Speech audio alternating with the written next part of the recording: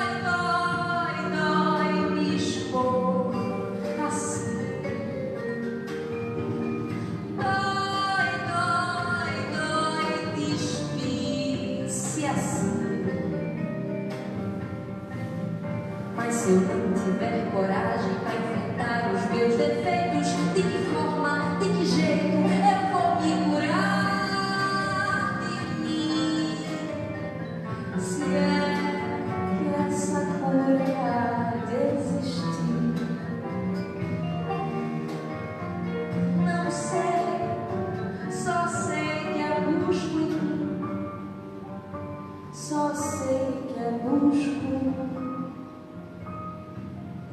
me curar de mim, me curar de mim, me curar de mim, me curar de mim.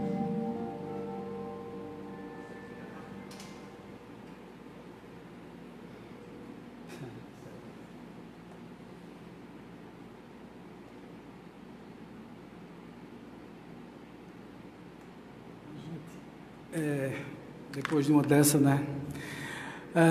É muito bonito e eu acho que todos nós devemos nos curar de nós mesmos, né? Fazer uma revisão no nosso espírito imortal, nessa pessoa que nós somos, e entender que nós não somos o corpo, nós somos uma mente vibrante, podemos ajudar, podemos ser melhores, podemos nos curar de nós mesmos e ser muito melhores, para poder ajudar as outras pessoas da forma mais adequada possível. Precisamos nos curar de nós. Um abraço a todos, um beijo no coração e até a próxima comunicação com vocês. Valeu, obrigado.